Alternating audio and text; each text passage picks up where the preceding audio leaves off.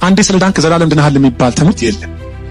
አንዴ ከዳንክ በኋላ በዳንክበት መንገድ ከሄድክ ኦፍ ኮርስ ደህንነትህን በሂደት ሙሉ ታደርገዋል። አንዴ የፈለኩትን ሆናለሁ ብትሉ በቸርች በኩል ወደ ሲኦል መንገደኛ ትሆናላችሁ። እግዚአብሔር ከመጀመሪያውኑ አንተን ለማጥፋት በቂ ምክንያት አልነበረውም።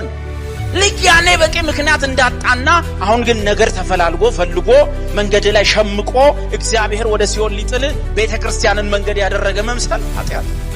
የሰው ልጆች ሆይ ኢየሱስ ክርስቶስ በሰራው መልካም ኑሮና ህይወቱ በሚገኝ ጽድቅ ካልሆነ በቀር በመልካም ስራ፣ በጾም፣ በጸሎት ከኃጢአት ጋር በመታገል የሚመጣ ጽድቅ የለም።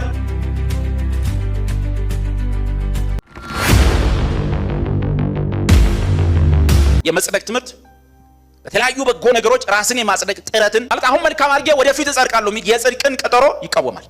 መጽደቅ አሁን የሚፈጸም ወይም አሁን የተፈጸመ ብያኔ እንጂ ወደፊት የሚፈጸም ስላይደል። አንድ ቦታ ሄድንና ሰዎቹ እኛን ሲያዩ ጸሎት ጀመሩ። ጸሎት ሳይሆን አሽሙር፣ ወደ ላይ ሳይሆን ወደ ጎን። ከዛ በኋላ መጸለይ ጀመሩ። አንዱ ተነሱና እግዚአብሔር ሆይ እስከ መጨረሻው የጸና ይድናል ተብሏልና፣ ለእግዚአብሔር አይደለም ለኛ፣ እኛ ድነናል ስላለ እባክህ እስከ መጨረሻው አጽና፣ ከዚህ ዘመን ትዕቢት ጠብቀን። ከዛ ከኛ ሽማግሌዎች አንዱ ዶክተር ዮሐንስ ይባላል። አንተኛ ሰው ገና በቀጠሮ ደህንነቱን አስይዞ ነው የሚኖረው።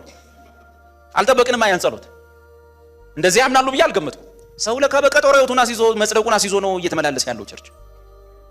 እዚህ ቤት ውስጥ ያለነው ሰዎች ጽድቃችን ያበቃ ነገር መሆኑን ሳናውቅ ሌላ መንፈሳዊ ልምምድ ውስጥ መግባት አደጋለሁ። ዞሮ ዞሮ በጓሮ በር እንትና ሰፈር ነው መጠንቀቅ ያስፈልጋል። ቁልፍ ልዩነታችን አንዱ ምንድነው? አቤት በእኛ ጥረት የሚመጣ አይደለም፣ የሚመጣ ሳይሆን ምን የሆነ የተፈጸመ የተደረገ የተበየነ ብያ። ሁለተኛው ልዩነት ቀስ በቀስ ወይንም ቀድሞ የተጻፈ ስለሆነ ነው። ቀስ በቀስ በዘመኑ ቋንቋ ሂደታዊ አይደለም መጽደቅ። በሂደት የሚፈጸም አይደለም መጽደቅ፣ ወይም በሂደት መጽደቅ እያደገ አይመጣም። ቀድሜ ስለጻፍኩ የቀስ በቀስ ለውጥ አይደለም መጽደቅ። ለምንድን ነው የቀስ በቀስ ያልሆነው ወይም በሂደት የሚገለጥ ያልሆነው? ለምንድን ነው? ሙሉ በሙሉ የማን ጽድቅ ነው ለኛ የመጣው? የክርስቶስ። ምንድን ነው ብለናል? መጽደቅ ጀስቲፊኬሽን ነው። ጀስቲሱ ሸንጎ የበየነው ብያ ነው። ጸድቀዋል። የኛ ወደ ኢየሱስ፣ የኢየሱስ ወደኛ ሲመጣ ማለት ነው። እኛ በርሱ ቦታ ማለት ነው ሆነን የእግዚአብሔር ጽድቅ እንሆን ዘንድ ኃጢአት ያላወቀውን እርሱን ደግሞ ስለኛ ምን አደረገው? ኃጢአት አደረገው። በስፍራው መቀያየር የመጣ ስለሆነ አልጨመርበትም። መጽሐፍ ቅዱስ ሳጠና ጽድቅ አይጨምርም፣ ሳፋሽክ ጽድቅ አይቀንስም። ለምን? እኔ ራሴ ጽድቅ የለኝም፣ የገዛ ጽድቅ የለኝም። አሁን በሕግና በነቢያት የተመሰከረለት የማን ጽድቅ ነው የመጣው? የእግዚአብሔር የራሱ ጽድቅ። ሮሜ 1 ጭልጥ ያለው አሕዛብ ሕግም ሙሴም ነቢያትም የሌሉት አኗኗሩን አየን፣ ኃጢአት ሰርቷል። ሮሜ 2 ሕግ ያለ ሕዝብ ብትሆን አንተ ሙሴ ያለ ሕዝብ ብትሆን፣ ኧረ ተው ምእመኑ ዋናው የመቅደሱ አስተማሪና ሰባኪ የምኩራቡ አለቃስ ቢሆን ሕግ ስላለህና ስለሰማ መጽደቅ መሰለህ? ሕግን በመፈጸም ማንም በእግዚአብሔር ፊት ሊጸድቅ አይችልም። ስለዚህ ልዩነት የለም። በምዕራፍ 1 አሕዛብና በምዕራፍ 2 እስራኤላዊ መካከል ምንም ልዩነት የለም። ሁሉም ምን ሰርተዋል? ኃጢአት ሰርተዋል። የእግዚአብሔር ክብር ታዲያ ምን ይሻላል? ሮሜ 3 አሁን ግን በሕግና በነቢያት መጽሐፍት ይመጣል ተብሎ የተመሰከረለት የማን ጽድቅ? የእግዚአብሔር ጽድቅ ተገለጠ። በቁሙ መጣ፣ ዓለም አየችው። እኛ በእርሱ ቦታ ሆነን ያዙልኝ፣ ይሄ ከባድ ቃል ስለሆነ እኛ በእርሱ ሆነን የእግዚአብሔር ጽድቅ እናገኝ ዘንድ ነው እንሆን ዘንድ። ምን ማለት ነው? እግዚአብሔር የሚያይን አሁን በማን ሁኔታ ነው? በእናታችሁ ንገሩ። እኛ በእርሱ ሆነን የእግዚአብሔር ጽድቅ እንሆን ዘንድ። የዛሬ 2000 ዓመት የእግዚአብሔር ጽድቅ ምድር ላይ መጣ፣ ተመላለሰ። በገሊላ አውራጃዎች፣ በይሁዳ አውራጃዎች፣ በሰማሪያ ከተማ እያቋረጠ ታየ። ማን? የእግዚአብሔር ጽድቅ። በማን የተጻፈለት? በሕግና በነቢያት መጽሐፍ ይመጣል የተባለለት ፐርሰን። ግሬስ ፐርሰን ነው፣ ጽድቅ ፐርሰን ነው። ሁሉም ክርስቶስ ነው። ትምህርት ሆኖ ሲቀርብ ነው ግሬስ የሚባል ትምህርት ወዘተ የምንለው። ትምህርት ሆኖ ሲቀርብ ነው ጽድቅ የሚባል ትምህርት የምናደርገው። በተረፈ ይሄ ትምህርት በአካል የተገለጠ ሰውነት፣ በአካል የተገለጠ ማንነት። እግዚአብሔር ሐሳቡና ፕሮግራሙ ምንድን ነው? እርሱን የዛሬ 2000 ዓመት መስቀል ላይ ያየበት ሁኔታ አለ። ምኑን እስኪ ሰውር? ፊቱን። ለምን ተውከኝ አባቱ እስኪል በጨለማ ውስጥ ተው። የዛ ተቃራኒው ደግሞ በዛ ቅጽበት ለማን ሆኗል? ለሚያምኑበት ሆኗል። እግዚአብሔር ሙሉ አይኑን ማን ላይ ያደረገ? የማን ጽድቅ ሆነን አየን? አቤት ችግራችን ምንድን ነው? ጽድቅን ከክርስቶስ ተነስተን ስለማናየው፣ ስብከታችን ከመስቀል ተነስቶ ስለማይጀምር፣ ከኛ ሁኔታ ስለሚጀምር የበረታን ሰሞን፣ የጸለይን ሰሞን፣ የሆነ ነገር የሆነን ሰሞን በጣም ሞራላችን ከፍ ይላል። የጸደቀን ይመስልናል። ስንደክም ደግሞ ያው በሸለቆ የሚል መዝሙር አለ። እሱን ይዘን እንቀጥላል። የቀስ በቀስ ለውጥ አቤት ከምንየው ፍጥነት! በቅንፍ ሂደታዊ አይደለም። ምን መጽደቅ ምንድን ነው? አማኙ ባመነበት ቀን የተበየነለት ብያለሁ። እግዚአብሔር ወስኗል። እያየው የሚበየንለት አይደል። ቆዳኛ መረመሩ የሆነ ነገር ሰውየው ወንጀል አልተገኘበትም ልበል። ከዛ በኋላ እንዴት ነው የሚያደርጉት? እስቲ በየወሩ የመጣ ፈርድልሃለሁ ነው የሚሉት ነው ወይስ ነፃ ነው ብለው ኬዙ ክሎዝድ ይሆናል አይደለም? በእርግጥ ነው ምንም ወንጀል አላገኘሁበትም፣ አሁን በጥቂቱ ምሬዋለሁ፣ ከሳምንት በኋላ ደግሞ በትንሽ ምሬዋለሁ፣ ከዛ እየጨመርኩ በሙላት እምሬዋለሁ አይሉ። የሸንጎ እንኳን ዳኛ ጸብቶ ማይጸዳ ነው የሰው ልጅ እንኳን እንደዛ አይሉ። ካልተገኘበት ነፃ ነው። እግዚአብሔር ግን ቤተክርስቲያንን በክርስቶስ አይቶ ኢየሱስን ቤተክርስቲያንን ከርሱ ጽድቅ አንጻር አይቷት አያት የኔ ውድ አላት። ቤተክርስቲያን ውድ ሁለንተናዋ ንጹህ ነው፣ ነውርም የለባታል። ጳውሎስ ምን አለ? በእርሱ ፊት ሁል ጊዜ ቅዱሳንና አለ ነውር እንሆን ዘንድ በክርስቶስ መረጠ። አንድ ሰው ከእግዚአብሔር ጋር ያለው ህብረት የሚጀምረው የክርስቶስ ጽድቅ እንደተቆጠረለት በማመን ካልሆነ የሆኑ ነገሮች አድርጌ ያስቆጠራለሁ ብሎ ለመቅረብ መሞከር ትልቁን አምላክ ትንሽ ማድረግ፣ ቅዱሱን አምላክ በአንተ ልክ መለካት ማንም ሰው መብት የለውም። የትኛውም ሰው ሚሊዮን ዓመት እድልና እንደውም እድሜ ሲጨምር ኃጢአትም እየጨመረ ሄደ። እኛ እኮ ሚሊዮን ዓመት ቢሰጠን በዛ የዛሬ ሚሊዮን ዓመት በሚመጣው ኃጢአትም እንፈተናለን እንጂ ሌላ የሚመጣ ነገር የለም። ምንም እድል በተሰጠን ቁጥር የምንስትበት ነገር ይመጣል። በልጅነት ምን ስተው የስተት አይነት አለ። በጉልምስና አይነቱ ይለያል እንጂ ስተት አለ። በጉልምስና መልኩን ይቀይራል እንጂ አለ። ሽማግሌ ሆኖ እንኳን መልኩን ይቀይራል እንጂ አለ። ከዚህ እስክንወጣ ድረስ ለዚህ መጽደቅ ቀስ በቀስ የሚደረግ ሂደታዊ ለውጥ አይደለም።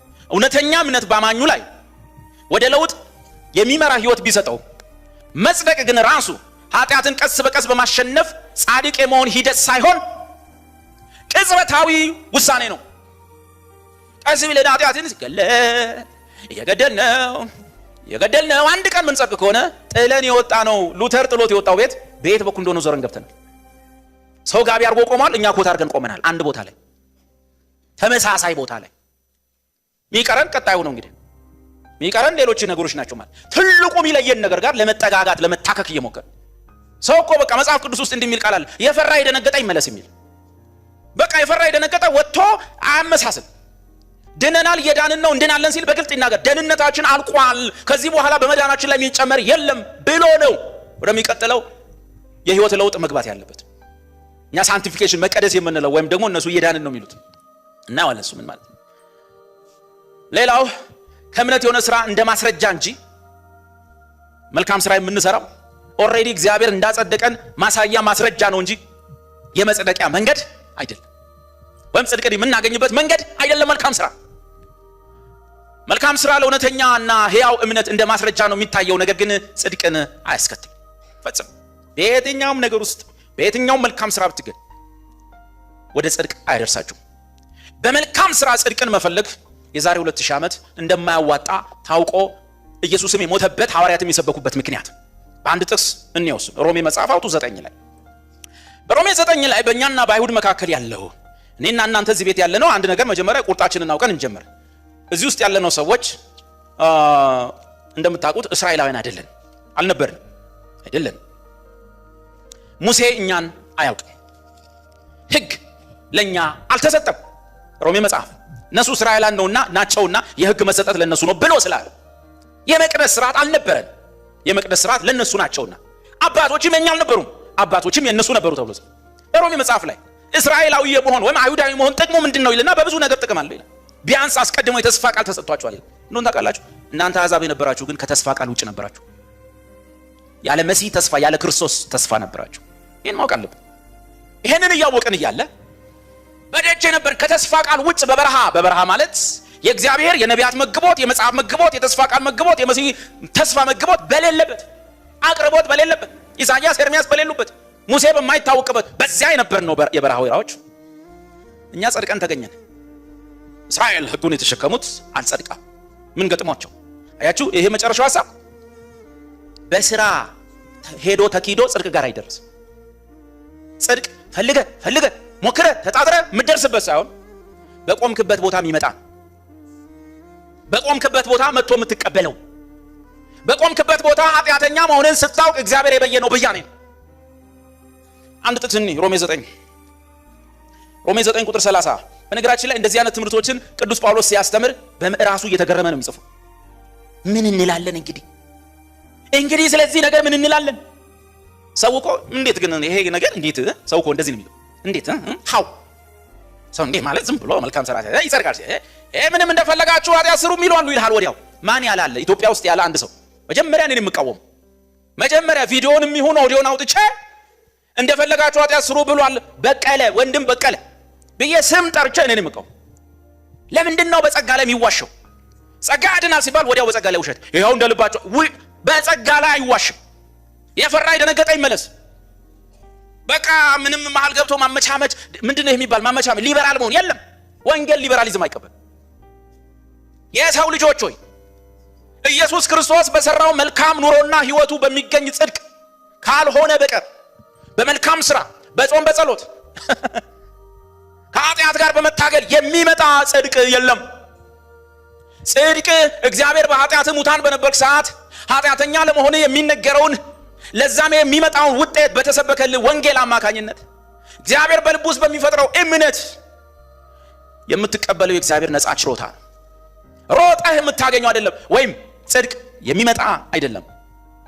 ከጸደቅክ በኋላ የምትኖረው ኑሮ ቅደም ተከተሉን ማዛነፍ፣ ቅድም እንዳለው ወንድማችን መጀመሪያ ጫማ አድርጎ ከዛ በኋላ ሱሪ አድርጉን። እንደዛ አይነት ህዝብ ደግሞ እንዴት ያሳዝናል መሰል። አልገባ ይለዋል፣ ይሞክራል፣ እዚህ ይገባል፣ አይገባም። ያ ልብስ ይቀደዳል፣ ከዛ ለቅሶ ይጀመራል። አሁንም ይሞክራል፣ አይ እንደሱ አይደል። በቅደም ተከተል እቺ ንባብና ቁጥር 30 ያው ታውቃላችሁ ጳውሎስ ይደነቃል ሮሜ ላይ ታውቃላችሁ። እንግዲህ ስለዚህ ነገር ምን እንላለን ይላል። በየቦታው ስታነቡ እንግዲህ ምን እንላለን፣ እንግዲህ ስለዚህ ነገር ምን እንላለን፣ እንግዲህ ወንድሞች ሆይ እንደው በየቦታው እኮ ነው ያለው። መጣና አሁንም ቁጥር 30 ላይ እንግዲህ ምን እንላለን፣ ምዕራፍ 9 ምን እንላለን። ምን አግኝቶ ነው የተደነቀው? ምን ቢያገኝ ነው የተገረመው? ወገኖቼ የማስተምር ትምህርት ዋው እንግዲህ ምን እንዳለሁኝ አፌን ልዝጋ እንጂ ካላልክ በቀር ሎጂክ ካቀረብኩልህ በሰው ዘንድ የሚደረግ ነገር ምንድነው? ከትምህርት ቤት ጀምሮ የተማርነው። አንድ ልጅ በጸባይ በስነ ምግባሩ በትምህርት ቤት ውስጥ ከተማረ ምንድነው የሚሆን? ሰርቲፊኬቱ ሲመጣ ጸባይ የሚለው ላይ ምን ይሰጣል? A+። እውነት ነው። እንደዛ ነው ያደግን። የሆነ ቦታ መልካም ነገር የሰሩ ሰዎች ይጨበጨብላቸዋል፣ ሜዳሊያ ያጠርቃሉ፣ ዋንጫ ይሸለማሉ። ጽድቅ እንደዛ የሚመስለን ከዛ የተነሳ እግዚአብሔር እንደዛ ለሆኑ ሰዎች የሚሰጠው ሽልማት ያደርጉታል ጽድቅን። እንደዚህ ከሆነማ ምን ያስደንቃል? እንግዲህ ስለዚህ ነገር ምን እላለሁ? እረ ጉድ ነው ያስብላል እንዴ? አንድ ልጅ ጸባይ ካለው ኤ ከተሰጠው እረ ጉድ ነው እንግዲህ ምን እንላለን? ለማመን ነው የሚከብደው ይባላል ወይ? አይባልም። ጳውሎስ እኮ አይሁድ በበደለኛነት አሁን አሉ። ምክንያቱ አለ እናንተ ድሮ በበደል ውስጥ ስለነበራችሁ ምህረትን አገኛችሁ። ባጭሩ በደለኛ ያልሆነ ሰው ምህረት አያገኝም። ምንም ያልበደለን ሰው ሄደ ምህረት አድርጌልሃለሁ ትለዋለህ? ምንም ያላጠፋን ሰው። ስለዚህ ምን አለ? እናንተ በበደላችሁ የእግዚአብሔርን ምህረት ተቀብላችኋል፣ እንዲሁ እነሱ ወደፊት ምህረት ይቀበሉ ዘንድ አሁን ደግሞ በደለኛ ሆነው። እንግዲህ ስለዚህ ነገር ምን እንላለን?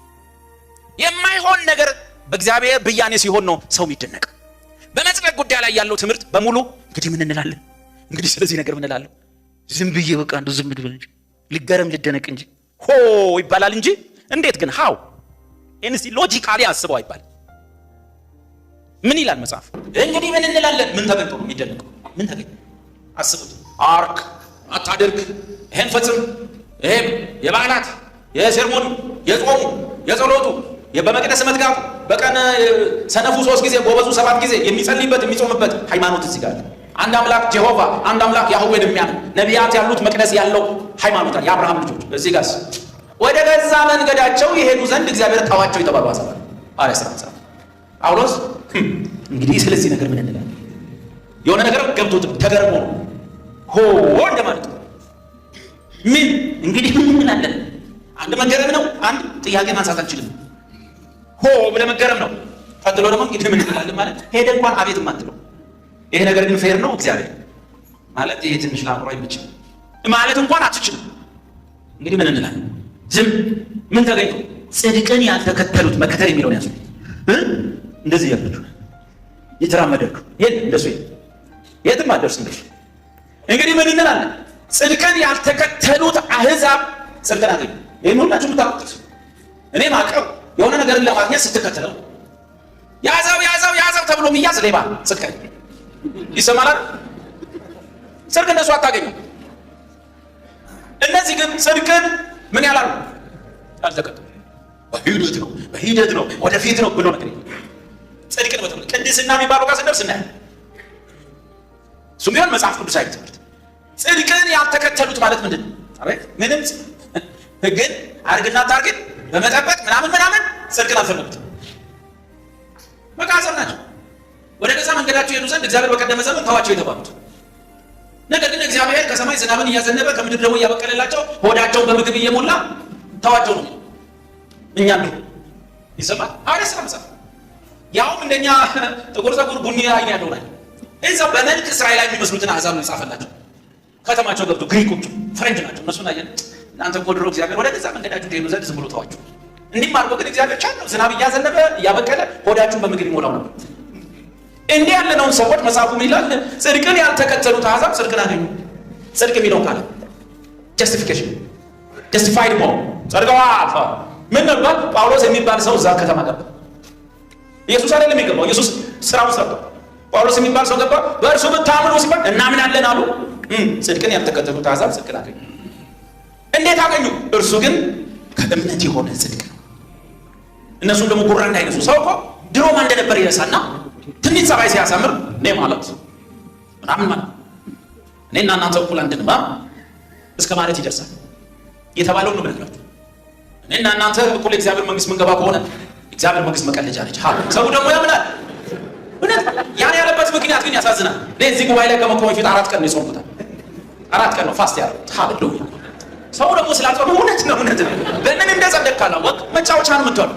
የሃይማኖቶች አቅማቸው ማስፈራራት እያስፈራሩ ካልሆነ በቀር ማኒፑሌት ማድረጋቸው በቃ ሁሌ አልዳንኩም አልጸደቅኩም ካልክ ሰውየው ጽድቅን ከኪሱ አውጥቶ እንደሚሰጥ ተስፋ ታደርጋለህ።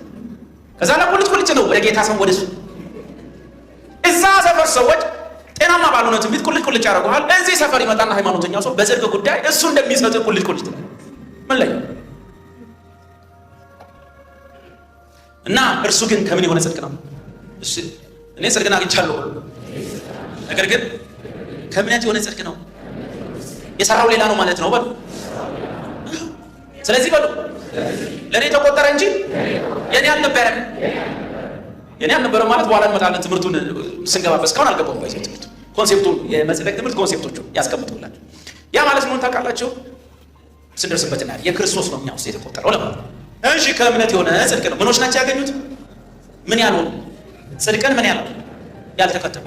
የት ነው? እንትን ገዳም ነው እዛ የለም። የት ነው? እንትን ነው መሰለ እዛ። የት ነው? ይሄን ሁሉ ስንጠብቅ ነው የለም።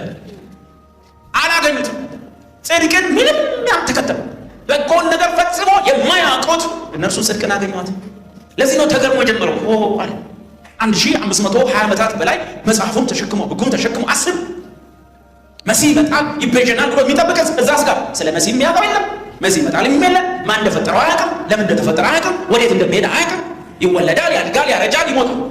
እዛስ በተስፋ ውስጥ መሲህ በመጠበቅ በጾም በጸሎት የመቅደስ ስራ እንዴ! አሁንም ራሱ ይገርመኝ ወገኖች፣ የራሳችሁ ፍረዱ። ይሄ ነገር ፌር ነው?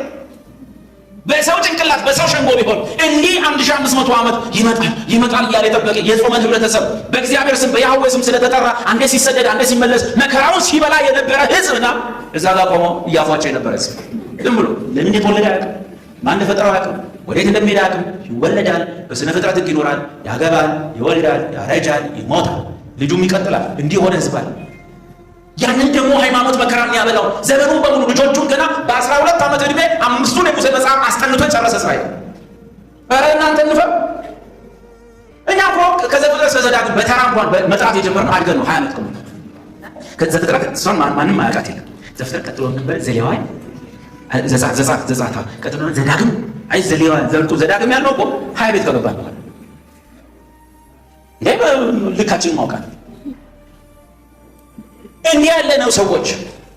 እንደዚህ ያሉት ሰዎችን አስቡ እንግዲህ። ምን እንላለን? ጽድቅን ያልተከተሉት አሕዛብ ጽድቅን ያልወረሱ ግን ከእምነት የሆነ ጽድቅ ነው። እስራኤል ቀጥል። እስራኤል ግን የጽድቅን ሕግ እየተከተሉ አርግ አታርግ ምን እያሉ እዚህ ቃል ያዘ እየተከተሉ የሚለው ባጭሩ ጽድቅ ተከትለኸው አታገኘው። በቆምክበት የተቀበልከው ሸንጎ ቆመህ እንዲህ ተከትለህ የዘላለም ፍርድ ሲገባ እግዚአብሔር ብድግ አድርጎ በኋላ ትምህርቱን ትማረዋለህ። ለማንኛውም ጸድቀሃል ብሎ አለ። ጎበዝ አስተማሪ ካለ ጉዳዩን ያስረዳሃል። ይኸውልህ ክርስቶስ ላይ እንዲሆንና አንተ ጋር እንዲሆን እያለ ያስረዳሃል። ጎበዝ ከሌለ ግን እኔ ራሴ አይመስልም ልትበላ ትችላለህ። እኔ ይሄ ነገር ለማመን ይከብደኛል። ጸድቅ ያለው ያክ ጨምርበት። ለማንኛውም ከባድ ነው። እምነት አይባል እምነት እሱ አይደለም። በፊት ማነሳው ምሳሌ ያለ የባለቤቴ አባት እሷ ወደ ጌታ መጣች። ያው እኔ ወጣው ከዛ ላይ እሷ ቀጥሎ ወንድሟም ሁሉም ወደ ጌታ ሲመጡ መጡ እኔ ጋር። ከዛ በኋላ እንደው ምን ሆናችሁ ይላችሁ ተያይዛችሁ እንደዚህ ወንጌል ነው ለጌታ ነው እንግዲህ እና አሁን እናንተ እኔና አያምንም ልትሉ እምነት የለውም ልትሉ ነው። አይ እሱን አላውቅም። ይኸውልህ እኔ በደርግ ጊዜ ታስሬ ደርግ መጥቶ እስር ቤት ይሰብካል። እግዚአብሔር የለም እያለ ይሰብካል። ሲሰብክ እኔ እጄን አውጣውን አለ አናደደና ቀጭቀጭ አድርጎ እንዴት ነው አለ የምትለው? የታየው የታር አይደለም። እኔ አሁን የለም ብዬ በኋላ ባገኘው ሰው ስለዚህ አፉታ አለ አለልና ካለም አለ ከሌለም ኦኬ። አሁን እቺ እምነት ናት አይደለች? እምነት ነች ብልጠት ነች። አላመኑ። እምነት ምንድነው? የማይታይ ግን ያለ ነው። እምነት ምንድነው? የተፈጸመ እግዚአብሔር ነው ብሎ ያለው ግን ባታ ቢከብድህም ማመን ነው። ወዳጅ እዚህ ቤት ውስጥ ያለው ሰው ማንንም ካንተ መልካምነት ተነስቶ እግዚአብሔር እንዳላጸደቀ ቁርጠህ ነው። አንተ ከታየ የምትጠፋ ሰው፣ አንተ የምትመቸው ለጥፋት ነው። አንተ የሚቀለው አንተን ማጥፋት ነው፣ ማዳን አይደለም። ማጥፋት ስለቀለለ ውጣ ተብሎ ባንዴ ነው የወጣው። ማዳን ስለሚከብድ ነው ልጁን የላከው። የሚከብደው አንተን ማዳን። ለምንድን ነው መጽሐፉ ገና በኃጢአታችን እዛ ጋር እያለን በልጁ ሞት ከታረቀን አሁንማ በህይወቱ እንዴት አንድን የሚል? ባጭሩ እኛ ላይ ለመፍረድ እግዚአብሔር በቂ ምክንያት አለው። ምንም የሰሞኑ ሁኔታ በጌታ ከሆንክ በኋላ በህይወት ያለው ድካም ምናምን እሱ አይደለም። እግዚአብሔር ከመጀመሪያውኑ አንተን ለማጥፋት በቂ ምክንያት አልነበረውም እንዴ? ልክ ያኔ በቂ ምክንያት እንዳጣና አሁን ግን ነገር ተፈላልጎ ፈልጎ መንገድ ላይ ሸምቆ እግዚአብሔር ወደ ሲኦል ሊጥል ቤተክርስቲያንን መንገድ ያደረገ መምሰል ኃጢአት። ገና እዛ ጋር እያለን በኃጢአታችን ሞቱን እንሳለን በልጁ ሞት ከታረቀ ነው አይልም። ከታረቀን ምን ማለት ነው? የርቁ መነሻ የርቁ ፈላጊ እሱ እንጂ አንተ አይደለም። አንተማ ተመችቶ ነበር የምትኖር። አንተማ ኃጢአት ህይወት ስታይል ነው። ይሄ ተፈጥሯችን ኮራፕት ሆኗል። ለበጎ ነገር እምቢ የሚል ለክፉ ነገር የሚቸኩል ነበረ። ያኔ ሊያጠፋን በቂ ምክንያት አለው። አሁን በአንድ ልጁ ሞት እግዚአብሔር የታደገውን ማዳንና መታደግ ማሳነስ ከባድ ነው። አደገኛው እግዚአብሔር በፈጸመልን የቤዛነት ሥራ ላይ ህዝቡ እንዳያርፍ የመዳኑን ደስታ እንዳይቀምስ የኔ ጥገኛ የኔ ባሪያ እንድትሆኑ ማድረግ እሱ ኃጢአት። በዚህ ቀን ዲል እስራኤል ግን የጽድቅን ህግ እየተከተሉ ቅድም ያልተከተሉት ናቸው አይደል ያገኙት። እነዚህ ተከተሉት። አረ ጽድቅ ያለ ጽድቅ ወዴት ነህ? አትስረቅ፣ አትግደል ነው ይሄው፣ ጾም ጸልይ ነው ይሄው ቢሉት። እስራኤል ግን የጽድቅን ህግ እየተከተሉ ወደ ህግ አልደረሱም። እንኳን ጽድቁ ጋር ሊደርሱ ህጉን ራሱ ጠንቅቆ መጠበቅ አልተቻለ። ለምን? ቀጥለው ይህ ስለምንድን ነው? በስራ እንጂ በእምነት ጽድቅን ስላልተከተሉ።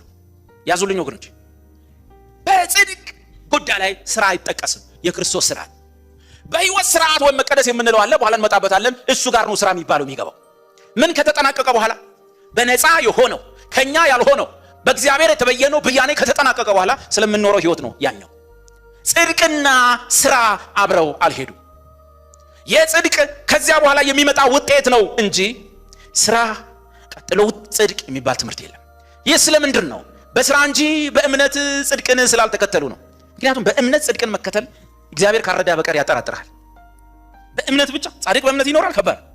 ኧረ ወገኖቼ በእምነት ብቻ እምነት እያላችሁ ነው የሚል ውስጥ ዛሬ አንድ ሰው ይጨመርበታል። ወገኖቼ አምኜ ዳንኩ ብሎ ነገር የለም ወዮል ሲል የባሰ ይሸረሸራል። ስለዚህ ስለምንድን ነው? በስራ እንጂ በእምነት ጽድቅን ስላልተከተሉ ነው። እና ምን ይሁን እነሆ በቤተ ክርስቲያን በኢየሩሳሌምም ዛሬ በቤተ ክርስቲያን የሚሆነውን አደጋ ላሳያችሁ። ይሄ በእምነት መጽደቅ በክርስቶስ አምኖ መጽደቅ የሚባለው ነገር ለብዙዎች ምን እንደሆነ ታውቃላችሁ? ይሄን ትምህርት ካስተማረ በኋላ በስራ ጽድቅን ፈለጉት፣ ተከተሉት፣ አላገኙትም አለ ጳውሎስ።